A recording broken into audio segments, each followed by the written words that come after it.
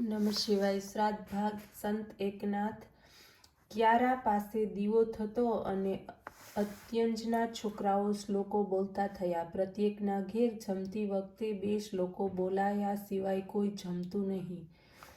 એકનાથ વૈદિક સિદ્ધાંતો પ્રાકૃત ભાષામાં કહેતા હતા, તેથી ઘણા લોકો તેમનો વિરોધ કરતા હતા. તેમાં વળી તેમણે અત્યંજવાડામાં જવા માંડ્યું. પછી તો પૂછવું જ શું, બળતામાં ઘી રેડાયું. પરંતુ એકનાથે પોતાનો કર્મયોગ ચાલુ રાખ્યો. એક વખત એકનાથ રાણિયા અત્યંજને ઘેર સ્વાધ્યાય થયા પછી વાતો કરતા બેઠા હતા. એટલામાં રાણિયા અત્યંજની છોકરી પ્રેમથી એકનાથના ખોળામાં આવીને બેસી.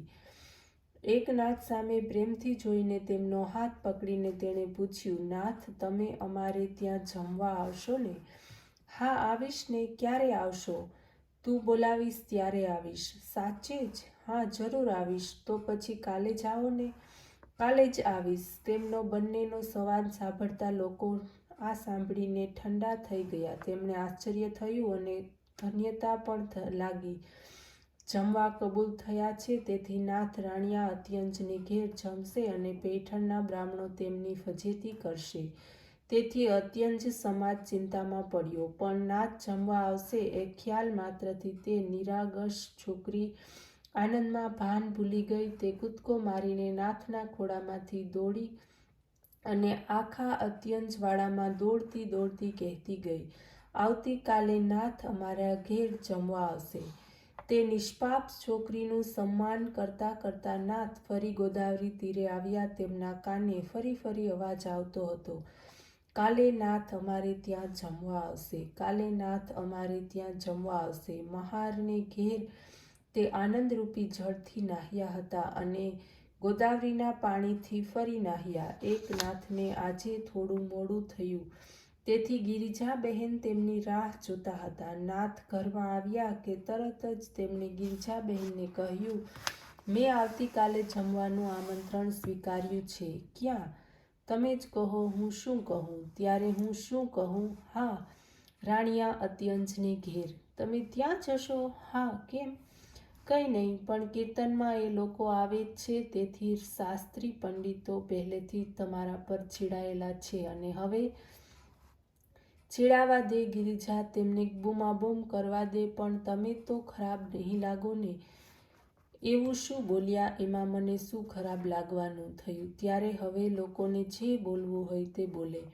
નાથ અત્યંજવાડે જમવા જવાના એ વાત સાંભળીને શંભુ શાસ્ત્રી, વિદ્યાધર પંડિત, શ્રીધર શાસ્ત્રી, ઘોડો ભટ્ટુ બધા ખૂબ ગુસ્સે થયા. એકનાથે ધર્મ ડૂબાડ્યો. નો શામ ભટ્ટે શંખ વગાડ્યો. કોંડો ભટ્ટુ બોલ્યા. ભાનુદાસ વંશને ડાઘ લાગ્યો અને ગણેશ શાસ્ત્રી તો એટલા ગુસ્સે થયા કે તેમના મોઢામાંથી શબ્દ જ બહાર ન આવ્યા. ફક્ત તેમના દાંતનો કચકચાટ જ સંભળાયો. પરંતુ કોઈની પણ ભીતિ રાખ્યા વગર નિત્ય નિયમ મુજબ સ્નાન સંધ્યા આટોપીને તે દિવસે નાથ અત્યંજવાડે જમવા લાગ્યા. નાથ જમવા આવવાના હતા, તેથી અત્યંજવાડો શણગારવામાં આવ્યો હતો. કોઈ ઘરમાં થોડા ઘણા વાસણો માંજીને ગોઠવવામાં આવ્યા હતા. હંમેશના ફાટેલા કપડાં પણ આજે સ્વચ્છ હતા. ઠેક ઠેકાણે રંગોળી પૂરવામાં આવી હતી. યુગોનો અત્યંજવાડે આજે નાથના પાદસ્પર્શથી પાવન થયો હતો. એકાદ વાત બુદ્ધિમાં ઉતરી કે નાથ કોઈની ભીતિ રાખતા નથી.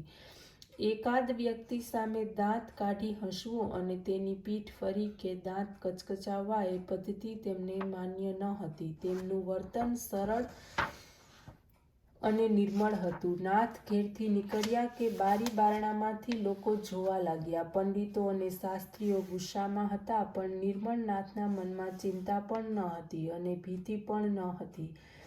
ચરાચર સૃષ્ટિના નિર્માતા પ્રભુ ઉપર તેમને પ્રેમ હતો, શ્રદ્ધા હતી. પછી કોઈની ભીતિ શા માટે લાગે?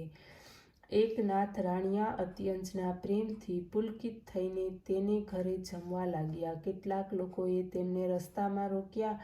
તેમણે એકનાથને પેટ ભરીને ગાળો ભાંડી, પણ નાથ પાસે અતુલ્ય ધૈર્ય હતું. અત્યંત નિર્ભયપણે તે આગળ વધ્યા.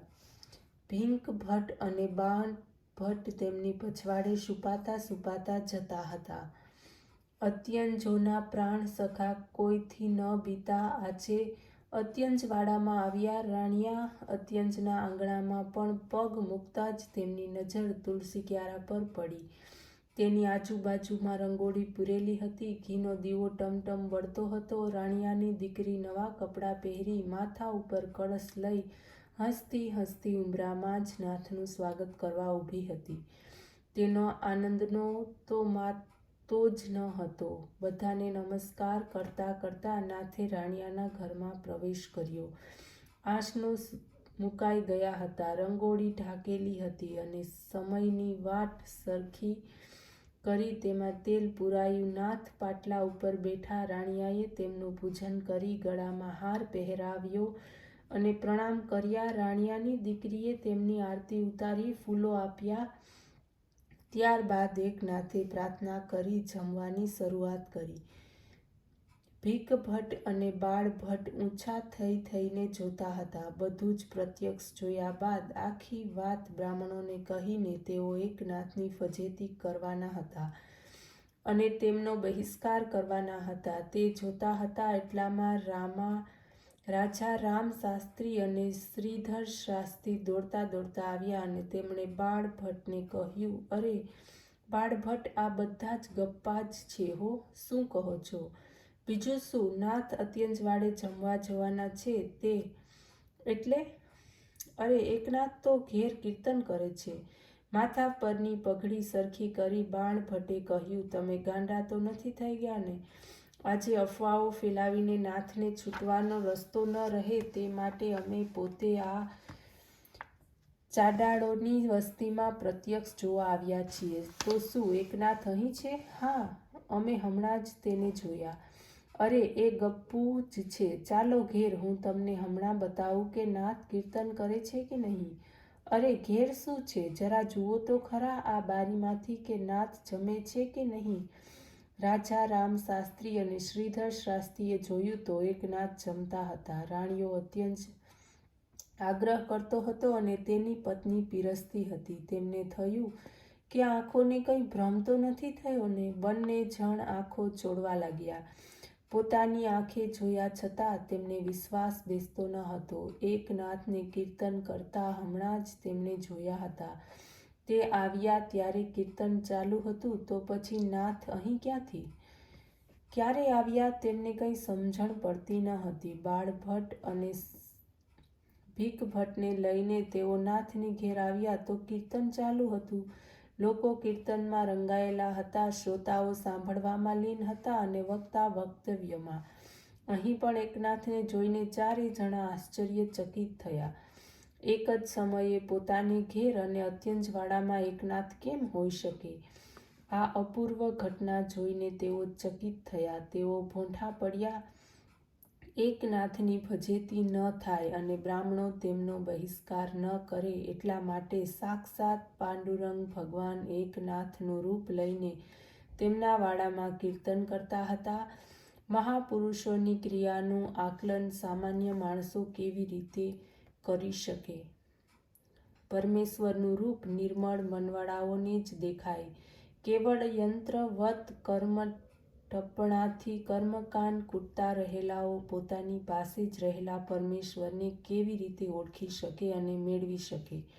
શાસ્ત્રી મંડળ પણ આ ચમત્કારનું આકલન કરી શક્યા નહીં.